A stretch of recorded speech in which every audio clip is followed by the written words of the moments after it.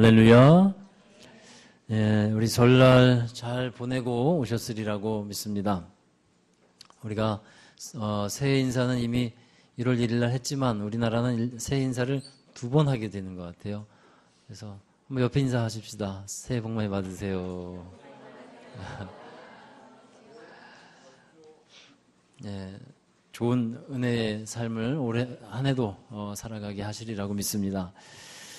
예전에는 저도 세배하는 일들이 많았는데 언제부턴가 이 세배를 받는 일들이 점점 늘어나게 되는 것 같아요. 또 그전에는 세배한다고 하면 야 아직 젊어 아직 받을 때 안 됐어 하고 사양도 많이 했는데 이제는 그래 하자 이렇게 바뀌어지게 되는 것 같아요. 그만큼 나이가 이제 또 먹고 있구나 하는 생각을 하게 되는데 올해 한 해 건강하시고요. 또 특히 우리 권사님들 우리 건강하시고요. 또 올해 한 해도 육체적으로도 건강하셔서 은혜 가운데 살아가시기를 바랍니다.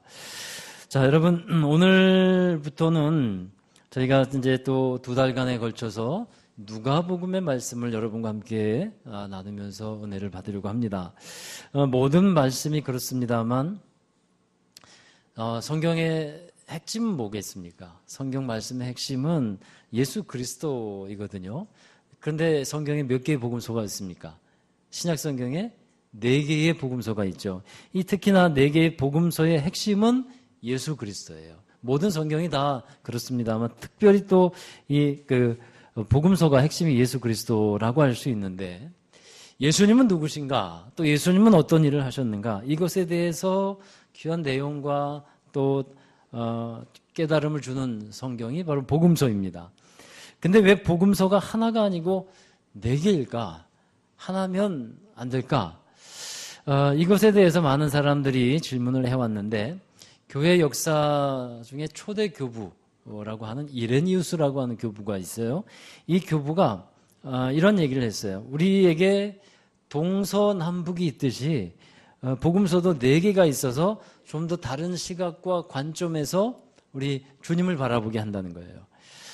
사람이 동쪽만 바라보고 산다면 어떻게 될까요? 해가 뜨는 것만 알 겁니다.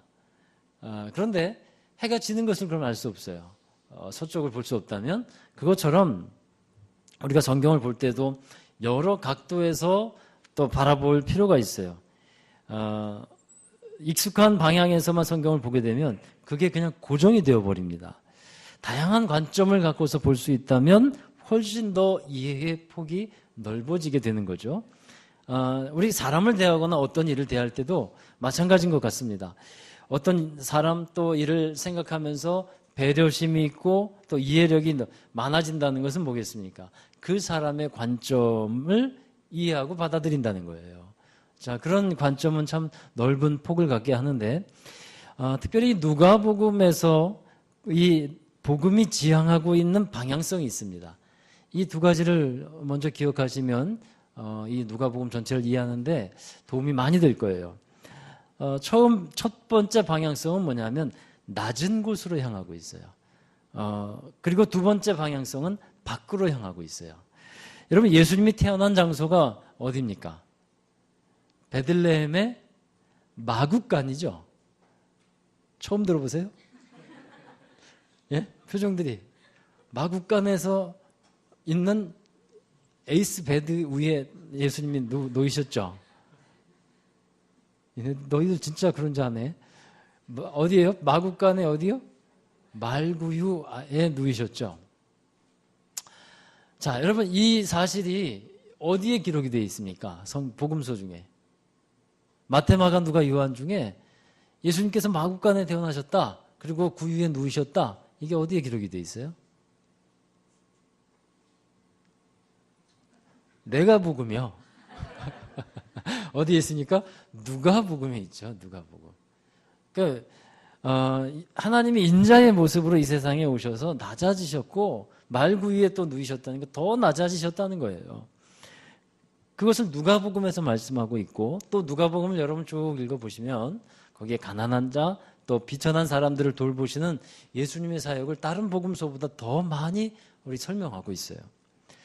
2번째 복음은 밖을 지향하고 있다고 했습니다. 누가가 기록한 또 하나의 성경이 있습니다. 누가 제2편이라고 하는 어떤 성경입니까? 누가복음 다음에 요한복음 지나서 뭡니까? 사도행전이요. 할렐루야. 사도행전이요. 모르셔서 그런 건 아니라 늘 겸손하셔서 그런 것 같은데 사도행전. 여러분 사도행전에 보면 이 1장 8절 성령이 임하시면 너희가 권능을 받고 예루살렘과 유대와 사마리아와 땅끝까지 이르러 내 증인이 될 것이라 말씀하잖아요. 그러니까 이 지향성이 예루살렘으로부터 시작된 복음이 사마리아를 지나서 땅끝까지 전해지는 것이 이 밖으로 전해지는 것이 이 복음의 지향성인데 누가복음에서도 똑같은 그런 입장을 취하고 있습니다.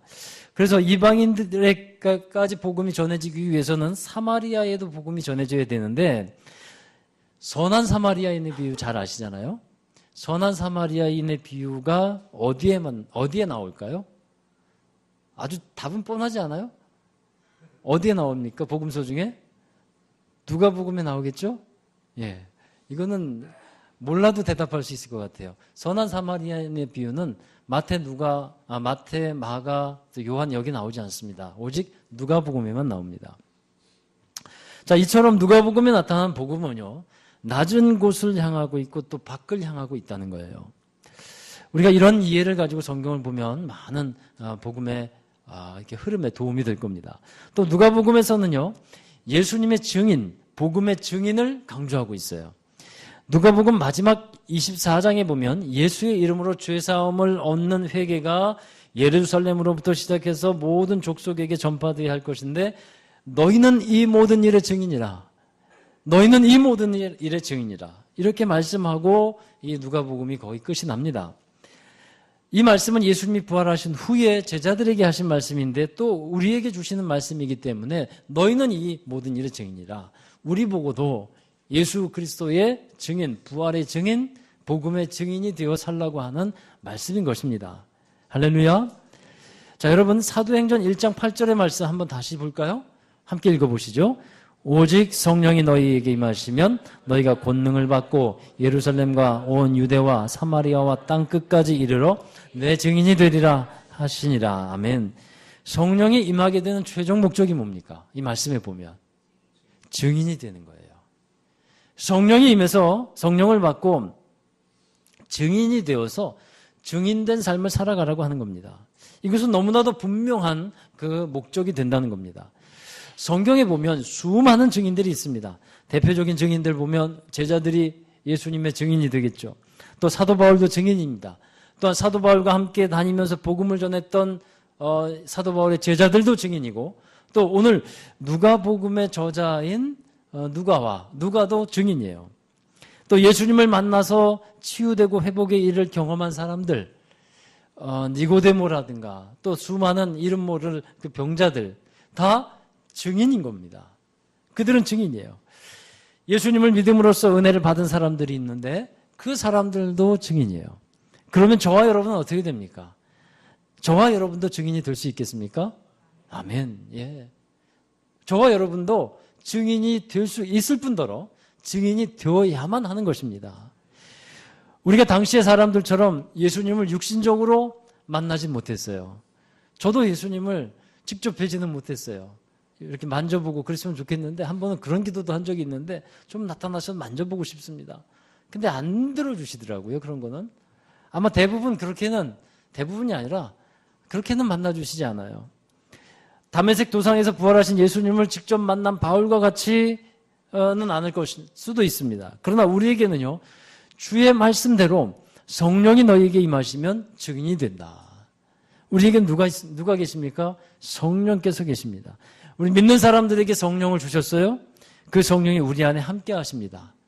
믿으시기를 바랍니다. 그 성령님은 우리 안에서 누구를 증거하고 계실까요? 성령님은 누구를 증거하고 있습니까? 예수 그리스도를 증거하고 있는 겁니다. 그래서 우리도 성령이 함께하는 우리도 예수의 증인이 되는 것입니다. 성령은 우리 하나님께로부터 받은 은혜가 무엇인지를 또한 알게 해요. 하나님께서 은혜로 주신 것, 그거를 깨닫게 하시는 것, 이게 하나님의 은혜구나 하고 알게 하시는 것은 우리 안에 계신 성령이라는 말씀이에요. 우리에게 베풀어 주신 은혜, 그 은혜를 우리의 입을 통해서 증거가 되어야 되는데, 그 하나님이 은혜로 주신 것을 알게 하고 그것을 증거하게 하는 것, 이 증거를 뭐라고 합니까? 간증이라고 부르죠. 예수님의 증인으로 살아가는 사람에게는 예수님에 대한 간증, 은혜에 대한 간증이 많아지게 되는 것입니다. 자, 여러분, 오늘 말씀에 누가복음 1장, 2장을 보면요, 예수님의 탄생 이야기가 나옵니다. 예수님이 탄생하실 때 여러 증인들이 또 있었어요. 누가는 그 사실들을 다 찾아다니고 또 사실들을 수집해서 이렇게 성령의 감동으로 누가복음을 저술하게 됩니다. 첫 번째 증인이 누구냐 하면 세례 요한의 부모인 사가랴와 엘리사벳이에요. 사가랴와 엘리사벳에게 천사가 나타나서 이제 요한이 태어나게 될 것인데 그가 그리스도의 오심을 준비하는 일을 하게 될 것이다. 이것을 알려줍니다. 세례 요한의 부모, 그 둘이 이제 증인이 되었고요. 두 번째는 마리아와 요셉이 증인이 돼요. 마리아는 천사에게 성령으로 아들을 잉태하게 될 것을 전해 들었고 그 천사는 요셉에게도 알려주죠. 마리아는 예수님을 잉태한 후에 또 어떤 일을 합니까? 자기 친족 엘리사벳, 곧 세례 요한의 어머니 엘리사벳도 임신을 했다는 것을 알게 되고 엘리사벳에게 찾아가죠. 먼 길을 찾아갑니다. 예수님과 세례 요한이 태중에서부터 조우하게 되는데 마리아가 엘리사의 집에 들어갔을 때 엘리사벳 태중에 있었던 요한이 성령 충만한 가운데 기뻐하게 됩니다. 하나님의 아들로서 오신 예수님은 하나님이 보내신 선지자로서 온 세례 요한, 이 세례 요한과 그곳에서 함께 있게 되죠. 그게 3개월 동안 그 엘리사벳의 집에 있게 됩니다. 또 세 번째 증인은 오늘 말씀에 나오는 시므온과 안나라고 하는 인물이에요. 시므온과 안나는 예수님이 태어나셔서 성전에 가셨을 때 예수님을 알아본 사람들이에요. 예수님은 태어난 지 8일째 되는 날 21절에 보면 할례를 받았다라고 기록되어 있고 또 22절에 보면 모세의 법대로 정결 예식의 날이 차서 아기를 데리고 예루살렘으로 올라갔다고 되어 있어요. 레위기에 나오는 정결법에 따르면 아기를 출생한 산모는 33일 동안 부정한 것으로 여겨집니다. 그래서 33일이 지나면 후에 정결하게 되는데 그때 하나님께 예물을 드리며 정결 예식을 행하는 거예요. 마리아와 요셉의 가정은 가난했기 때문에 산비둘기와 기와집비둘기 새끼를 이렇게 한 쌍을 가지고 제사하러 갔죠. 이 어머니 마리아의 품에는 아기 예수가 안겨 있었습니다. 그때 시므온이라는 사람이 있었는데 이 사람이 아기 예수를 보고 그리스도임을 알아보는 거예요. 시므온은 이 아기 예수를 안고 또 하나님을 찬양을 하게 됩니다. 여러분 우리 교회에도 몇몇 아기들이 있어요.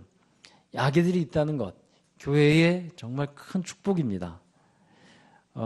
아이들의 울음소리가 있고 왁자지껄하고 떠드는 소리가 있고 또 아이들이 많이 싸우잖아요. 싸우는 소리가 있는 것도 축복입니다. 그렇잖아요.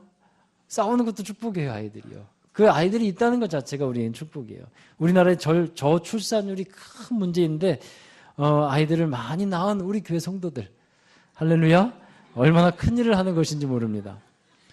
근데 이 아이들이 저를 좀 목사님 저를 알아보면 좋겠는데 우리 그 예배 드리면서도 우리 시야를 봤는데 아이가 낯을 가려요. 저는 알아보고 목사님 하고 그냥 안기면 좋겠는데 그게 아니라 안으면 울어버리니까 그때 마음이 빨리 좀 알아봤으면 좋겠다 하는 마음이 들어요. 자, 여러분 아기 예수를 안고 마리아가 성전에 올라갔는데 시몬이라는 사람이 아기 예수를 알아보는 거예요. 자, 이런 것을 뭐라고 하냐면 참 신령하다. 그렇지 않습니까? 참 신령하다. 참 대단한 일이에요. 그 아기 예수지만 그리스도를 알아볼 수 있다는 거 참 중요한 일이고 대단한 일이죠. 여러분 예수님의 얼굴을 보셨습니까? 예수님의 얼굴 우리 못 봤잖아요. 사진이나 어떤 그림으로 봤죠. 아주 잘생긴 예수님의 얼굴, 선한 얼굴에 긴 수염이 있고 나중에 우리가 예수님을 만나면 그때 그런 분을 찾으려고 할 거예요. 사진에서 봤던 예수님. 근데 그것은 어떤 그 얼굴이 아닐 수도 있다는 거 여러분 생각해 보세요. 예수님은 그 얼굴이 아닐 수도 있다. 예수님의 피부색은 까말 수도 있다. 그런 얘기 좀 뭐하지만 그럴 수도 있는 거예요. 지금 우리가 알고 있는 예수님의 얼굴과 다를 수도 있는 게 사실입니다. 그래서 나중에 예수님을 몰라보면 어떡할까요? 예수님이 지나가시는데 우리가 드디어 예수님을 만나는 때가 됐는데 예수님이 곁에 오셨는데도 못 알아보게 된다면요. 여러분 걱정이 되잖아요. 근데 걱정할 것이 없대요. 왜냐하면 그때가 되면 우리 주님을 볼 때가 되면 얼굴과 얼굴을 맞대고 보듯이 분명해진다는 겁니다. 그러니까 예수님을 한 번에 알아보게 돼요. 그때는 우리 다 아마 신령해질 거예요. 자, 여러분, 예수님을 한 번에 알아본 시므온, 이 사람이 참 대단한 생각을 하는데 정결 예식을 위해서 그동안 성전에 올라온 사람이 아기가 또 어머니가 한둘이었겠습니까? 그 많은 아기들 중에서 아기 예수를 보고 하나님께서 사람들을 위로하기 위해서 보내주신 그리스도라고 알아본 것. 참 대단하죠. 근데 그 일을 누가 그렇게 하게 하셨느냐? 성령께서 하셨다는 겁니다. 그래서 25절에 보면 성령이 시므온 위에 함께 계셨다라고 말씀하고 있어요. 또 성령은 시므온에게 이런 말씀을 그 전에 해주셨어요. 내가 그리스도를 보기 전에는 죽지 아니할 것이다. 아마 시므온은 내가 빨리 죽어서 하나님과 함께 있는 것이 더 좋습니다라고 기도했을 거예요. 그러나 하나님은 내가 그리스도를 보게 될 것이다. 자, 왜 하나님은 시므온에게 그리스도를 보고 내가 죽게 될 것이다라는 것을 얘기하셨을까요? 바로 예수님이 그리스도 되심을 증거하기 위해서, 증언하기 위해서 그렇게 남겨두셨다는 겁니다. 여러분, 또 시므온과 예수님의 만남은 성령의 인도하심 속에서 이루어진 일이었다는 것을 27절을 보면 더 잘 알 수 있는데 27절의 말씀 함께 읽어보겠습니다. 성령의 감동으로 성전에 들어가매 마침 부모가 율법의 관례대로 행하고자 하여 그 아기 예수를 데리고 오는지라. 율법을 지키기 위해 성전에 왔지만 마리아와 요셉은 그때에도 성령의 감동과 인도하심을 따르고 있었다 하는 말씀이에요. 시므온과 예수님의 이 만남은 이렇듯 성령의 감동과 인도하심에 따라서 이루어진 것입니다. 여러분, 따라서 우리가 성령께 더욱 민감해져야 합니다. 자기 생각을 갖고서 성령이 주시는 마음이라고 하면 곤란하지만 성령께서 주시는 분명한 감동들이 있어요. 우리는 그것을 잘 분별하면서 따라가야만 합니다. 성령이 어떤 감동을 주실 때 그 마음에 감동이 생기면 우리가 그것들을 이제 잘 받아들이면서 성령의 인도를 받으면 만나야 될 사람 잘 만나게 되고 또 꼭 해야 될 일을 꼭 하면서 주님의 일을 잘 감당하는 은혜와 축복 가운데 살아가는 저와 여러분들이라고 믿습니다. 자, 여러분, 또 한 사람이 나와요. 예수님을 만나고 반겼던 또 한 사람. 36절에 보면 안나라고 하는 사람인데 이 여인은 선지자입니다. 나이가 84세입니다. 결혼하고 7년 만에 과부가 되어서 평생을 제가하지 아니하고 기도하는 사람으로 살아온 여인입니다. 성전을 떠나지 않고 금식하며 기도하는 생활을 했던 여인입니다. 선지자라고 불렸어요. 이 선지자인 안나라고 하는 여인이 예수님을 알아봐요. 여러분, 이 시므온과 안나가 아기 예수님을 알아보게 된 공통된 것을 한번 발견하게 되는데 둘 다 어떤 종류의 사람이었냐면 경건한 사람이었다는 거예요. 경건함이라는 것은 신앙인들이 추구해야 하는 삶의 양식입니다. 경건함은 세속적이지 아니하고 하나님의 뜻을 따르는 사람들의 모습이 나타나는 거예요. 하나님을 닮아가는 그러한 모습이 바로 경건함이라 할 수 있는데 삶 속에서 드러나는 하나님을 닮아가는 모습. 여러분, 경건 생활의 기본이 있어요. 그것은 말씀 생활, 기도 생활, 그리고 예배 생활이에요. 이것이 경건 생활의 아주 기본적인 요소가 되는데 이러한 경건의 삶을 살아가고 있던 두 사람, 시므온과 안나였다 하는 겁니다. 그러니까 누구를 알아보고 있게 됩니까? 성령의 감동과 인도를 따라서 예수님을 알아보게 되고 예수님을 만나게 되는 그 귀한 경험을 하게 되는 겁니다. 우리가 이 말씀과 기도, 예배라고 하는 이 경건한 삶의 사이클을 잘 지키고 사는 것이 중요한 줄로 믿습니다. 여러분, 이 사이클을 잃어버리게 되면 성령의 감동과 인도를 따를 수가 없어요. 세속적이 되기 쉽습니다. 이 사이클을 잃어버리면 자기 생각과 주장에 휩쓸려 버리기가 쉬워요. 그래서 말씀, 기도, 예배 이 사이클을 따라서 살아가는 것이 우리의 삶의 양식이 되고 우리의 모습, 우리의 경건 생활이 되어 가는 것인데 그래야만 우리가 주님의 크신 인도하심 속에 살아가게 될 줄로 믿습니다. 여러분, 경건한 삶을 살아가고 있을 때 주님을 알아보게 되듯이 우리가 예수님의 뜻을 깨닫게 되고 성령의 감동을 잘 분별할 수 있게 된다 하는 겁니다. 이 두 사람의 또 한 가지 공통점이 있습니다. 시므온과 안나의 공통점은 주님의 오심을 사모하며 기다렸다는 거예요. 하나님이 말씀하신 대로 그리스도가 오실 것을 믿었어요. 그리고 사모했습니다. 그리고 기다렸어요. 여러분, 이것이 은혜 받는 자의 모습 아니겠습니까? 하나님은 우리 모두에게 좋은 것, 좋은 은혜를 주시고 싶어 합니다. 그런데 그 은혜를 받는 사람이 있는데 주로 어떤 사람이 그 은혜를 받을까요? 사모하는 사람이에요. 사모하는 사람. 은혜를 사모한다는 것은 은혜 받는 것을 중요하게 여긴다는 겁니다. 은혜가 중요한 줄 아는 사람에게 하나님이 은혜를 주시지 않겠습니까? 또 그럴 때 그 은혜가 중요한 줄 알고 받을 때 그것이 진짜 은혜가 되지 않겠습니까? 여러분, 우리는 늘 점검해야 돼요. 우리가 예배를 드릴 때, 찬양을 할 때 늘 점검해야 합니다. 여러분의 심령이 하나님 앞에 이렇게 고백을 하기를 바라요. 하나님, 제가 간절히 사모합니다. 은혜 받기를 간절히 원합니다. 할렐루야.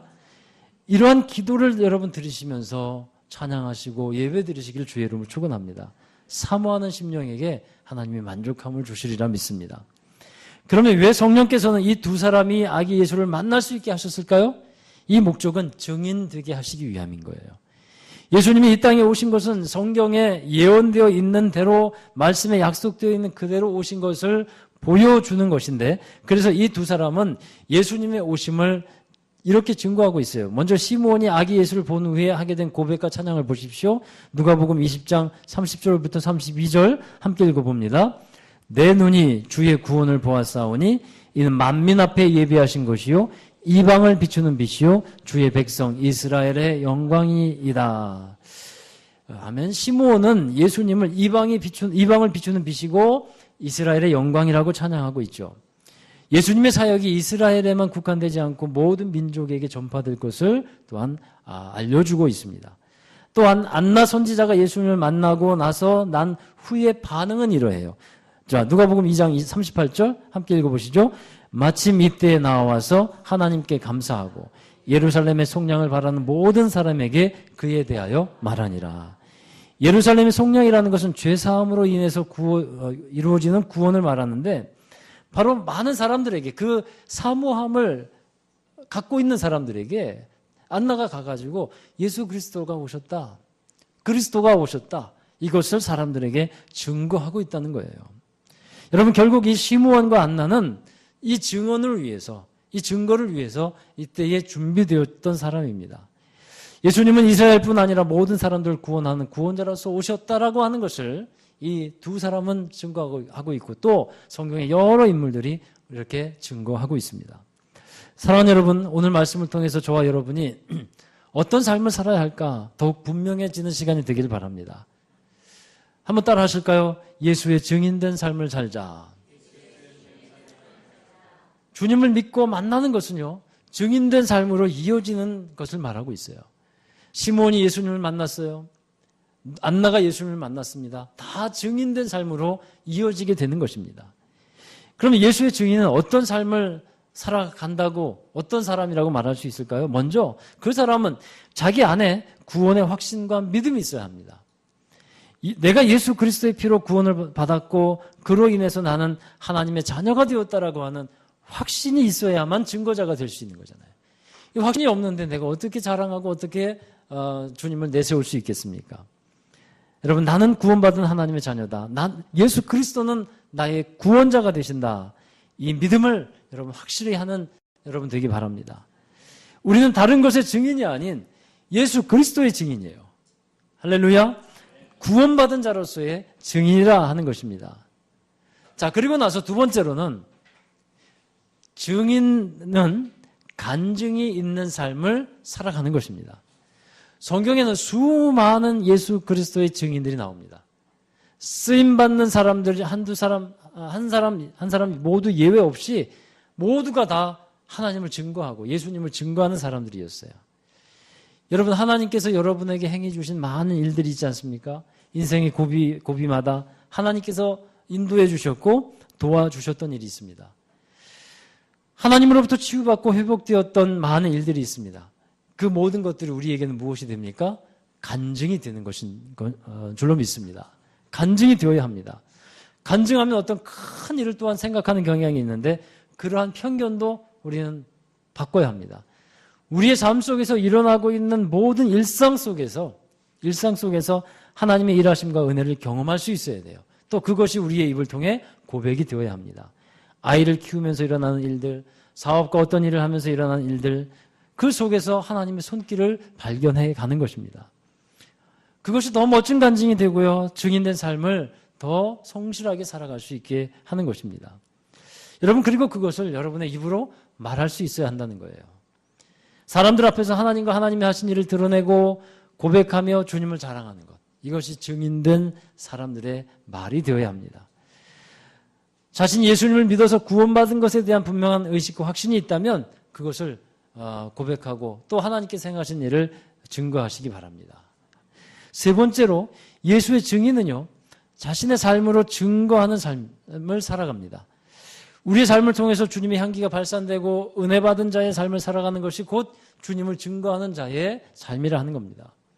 사도행전에 보면 성령 충만함을 받은 교인들의 모습이 나와요. 성령 충만하여져서 어떤 능력과 은사를 발휘하고 나타내는 것이 아니었어요. 그들은 성령 충만해서 어떻게 됩니까? 변화되었다는 거예요. 성령 충만해서 성령 받아서 변화되어서 서로 사랑하게 되고 서로 섬기게 되고 예배드리면서 이전보다 더 하나님을 기뻐하며 서로 기뻐하는 삶을 살아가는 겁니다. 하나님을 사랑하고 이웃을 사랑하는 삶을 그들은 성령의 은혜 가운데 살아가게 돼요. 여러분, 이 같은 변화된 삶을 살아가는 것을 사람들이 보면서 생각할 것 아니겠어요? 예수님을 믿는다고 하더니 저렇게 바뀌었구나. 저렇게 좋은 모습이 되었구나. 사람들이 그렇게 생각하고 알게 되면 예수가 증거되는 삶을 살아가게 되는 겁니다. 여러분, 우리가 예수의 증인된 사람이 되어서 산다는 것, 우리의 말과 우리의 삶을 통해서 예수 그리스도가 드러나게 되는 줄로 믿습니다. 또한 예수의 증인된 사람들은 언제 어느 상황에서도 하나님을 신뢰해요. 상황이 나에게 어렵게 돌아간다고 해도 마음을 굳게 잡고 하나님을 기대합니다. 시므온과 안나를 보면 오랜 시간 동안 예수 그리스도를 기다렸죠. 오랜 시간 동안이에요. 그러나 그리스도가 오시지 않았어요. 오랫동안 기다렸지만. 그러나 그들은 실망하지 않습니다. 왜 그럴까요? 하나님을 신뢰하기 때문에 그런 거예요. 할렐루야. 어떠한 상황 가운데도 하나님을 신뢰하는 것, 이것이 믿음이고 증인된 사람이 꼭 가져야 하는 마음 자세인 것입니다. 우리 제 아들이 군대 훈련소에 가 있는데 군에서 이 훈련소에 가면 효도 전화라고 있어요. 한 번인가 두 번인가 받아보셨어요? 훈련소에서 전화를 한번 하게 해요. 어제 설날이라고 전화를 했어요. 그래서 안 올 줄 알았습니다. 왜냐하면 여친한테 할까 아빠한테 엄마한테 할까 생각해봤는데 여친한테 할 것 같은 거예요. 그래서 안 올 줄 알았는데 대단하다. 너 어떻게 아빠한테 먼저 전화했어? 그랬더니 아빠한테 해야죠 하고 전화했더라고요. 그래서 시간이 좀 있으면 빨리 끊자. 빨리 끊고 해라. 내가 이렇게 그쪽에 해라. 그리고 전화를 줬는데 자, 반가운 목소리였죠. 여러분, 아들을 위해서 제가 군대 가면서 또 군대 가 있는 동안 제가 기도를 할까요? 안 할까요? 기도하겠죠. 기도를 합니다. 그러면 무엇을 위해서 기도할까요? 군대 갔어요. 무엇을 위해서 기도합니까? 예? 여러분, 무엇을 위해서 기도하시겠어요? 우리 창수 군대 가고 가면 뭘 위해서 기도하겠습니까? 자, 여러분, 당연히 하나님의 지켜주심과 인도하심 또 함께하심을 위해서 기도합니다. 그런데 한 가지 중요한 기도가 있어요. 제가 하는 기도 가운데 하나님 군 생활을 통해서 우리 아들이 더 하나님을 만나게 해주세요. 그런 기도를 하거든요. 하나님을 더 만나게 해주세요. 하나님을 체험하게 해주세요. 여러분, 우리의 믿음이라는 것은 하나님을 신뢰하는 거라고 했지 않습니까? 어떤 상황에서도 변함없는 사랑, 변치 않는 하나님의 사랑을 확신하는 거예요. 근데 대부분 우리 군대가 있는 자녀를 위해 기도할 때 이렇게 기도를 많이 할 겁니다. 편안한 곳에, 좋은 곳에 배치되기를 원합니다. 그런데 그것이 과연 기도의 응답일까? 만일 좀 힘든 곳에 가서 군 생활을 하게 되면 기도의 응답이 안 된 것인가? 생각해 보시기 바라요. 편한 곳, 힘든 곳을 떠나서 중요한 곳은 어떤 곳이어야 합니까? 하나님을 만나는 곳이 되어야 하는 겁니다. 만약에 편한 곳에 갔는데 너무 편해서 하나님을 잃어버리게 되었다. 이거는 안 가는 이만 못한 게 된 거죠. 그래서 편한 곳, 하나님을 신뢰합니다. 하나님은 늘 지켜주시고 함께 하실 것을 믿어요. 그래서 어느 곳에 있든지 하나님은 정말 하나님을 만나는 곳에, 더욱더 하나님의 은혜를 체험할 수 있는 곳에 하나님은 배치시켜 주시리라고 믿습니다. 이 기도예요. 그러니까 이것은 어떤 삶, 어떤 마음에서 나오겠습니까? 어느 상황에 있든 하나님을 신뢰합니다 하는 그 고백 가운데 이런 기도를 할 수 있게 된다는 것이죠. 사랑하는 여러분, 우리가 구원받은 하나님의 자녀로서 그리스도를 자랑하고 구원의 증인, 그리스도의 증인된 삶을 살아가는 것은 너무도 당연한 일입니다. 그리스도가 오심으로 위로부터 돋는 해가 있어서 사람에게 비춰지듯이 우리는 그리스도를 증거하는 사람이 되어야 합니다. 하나님을 기대하시고 하나님을 늘 신뢰하시기 바랍니다. 그리고 기다리십시오. 그리하여서 하나님께서 일하시는 것을 여러분의 말로써, 여러분의 삶으로써 나타내는 그런 증인된 삶을 살아가는 여러분 되기를 주의 이름으로 축원합니다. 기도하겠습니다. 하나님 감사합니다. 지금까지 수많은 증인들을 통해서 하나님을 증거하게 하고 또 예수 그리스도를 증거하게 하여 주셨습니다. 그와 같이 우리들도 그리스도를 증거하며 살아가게 하여 주시옵소서. 성령의 감동을 따라서 하나님의 선하신 역사를 경험하게 하시고 우리의 말과 행실을 통해서 그리스도가 증거되게 하여 주시옵소서. 우리의 자랑이 되시는 예수 그리스도의 이름으로 기도드리옵나이다. 아멘. 우리 함께 자리에서 일어나시겠습니다.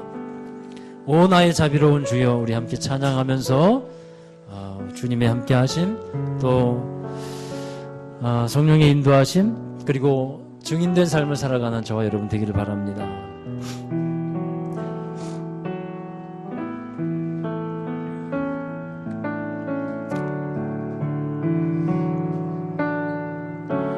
오 나의 자비로운 주여, 나의 몸과 영혼을 주님 은혜로 다 채워 주소서. 이 세상 괴로움 걱정은 주여 받아주시고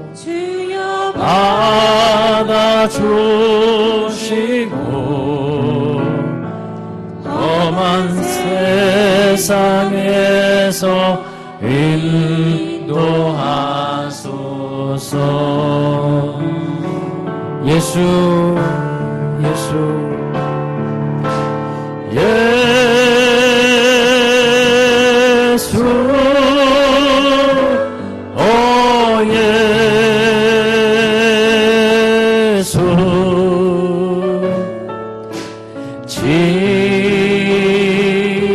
지금 오셔서 예수님 사모하는 심령에게 지금 오셔서 채워주시옵소서. 예수님 지금 오셔서 사모하는 심령에게 채워주시옵소서. 예수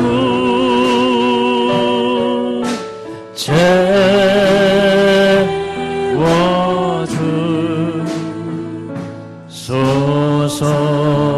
모여라 주께 찬양하라 나의 귀한 친구여. 주 주께 찬양하라. 나의 귀한 친구여. 주님 앞에 우리의 두 손을 모읍니다. 우리 마음을 내려놓고 우리 주님께 기도합니다. 오 너의 슬픔 세상 눈물,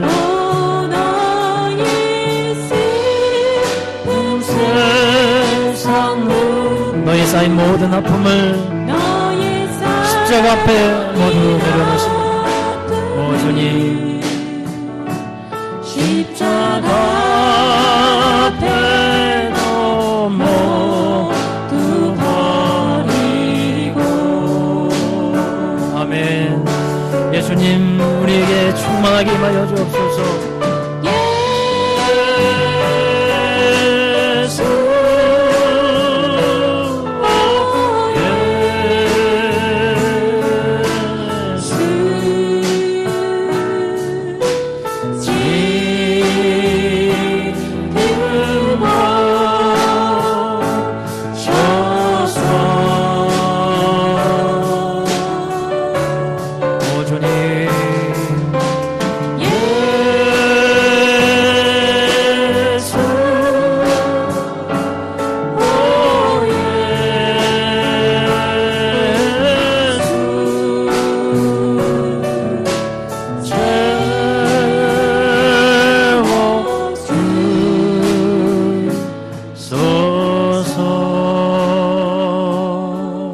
함께 기도하십시다. 우리 예수의 증인되어 살기를 원합니다. 우리 가운데 있는 믿음과 확신을 가지고 예수를 증거하게 하시고 우리에게 베풀어 주신 많은 은혜로 말미암아 우리가 간증을 하며 살게 하시고 우리의 마음 가운데 언제나 주님을 신뢰하며 주님을 기대하며 기다리며 살게 하여 주옵소서. 하나님, 예수의 증인으로서 우리를 세워주셔서 세상에서 주님을 자랑하며 나타나게 하여 주옵소서. 우리 함께 통성으로 기도하도록 하겠습니다. 걸어가신 아버지 하나님, 우리의 삶을 축복해 주시고 우리의 삶을 기억하여 주셔서 우리가 예수 그리스도로 말미암아 구원받은 자로서 하나님 많은 사람들에게 주님을 드러내고 자랑하며 살아갈 수 있도록 인도하여 주시옵소서. 저희들의 삶을 통해서 영광 받으시기를 원합니다. 저희들의 입술을 축복해 주셔서 주님을 드러내는 입술이 되게 하여 주옵소서. 주님께서 행하신 그 위대하시고 놀라운 일들을 많은 이들에게 전할 수 있게 주옵소서. 하나님, 주님을 더욱더 경험하기를 원합니다. 주님을 더욱더 찬양하며 주님을 경외하기를 원합니다. 사모하는 심령을 우리에게 부어주시옵소서.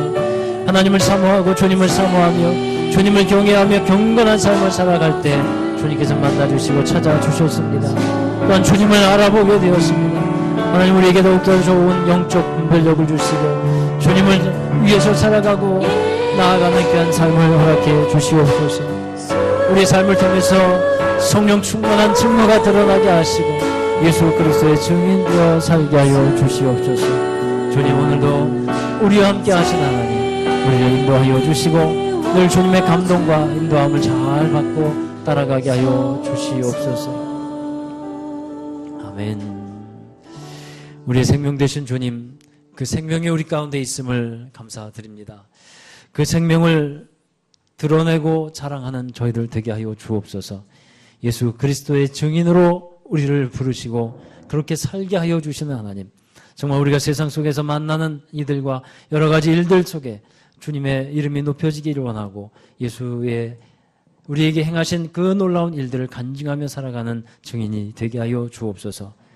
늘 우리 안에 계신 성령을 따라서 말씀하심을 우리가 기억하며 또 잘 분별하며 인도하심을 받게 하시고 주님께서 우리에게 행하실 더 놀라운 일들을 기대하며 기다리며 믿음으로 주님만을 신뢰하며 살아가는 모든 성도들이 되게 하여 주옵소서.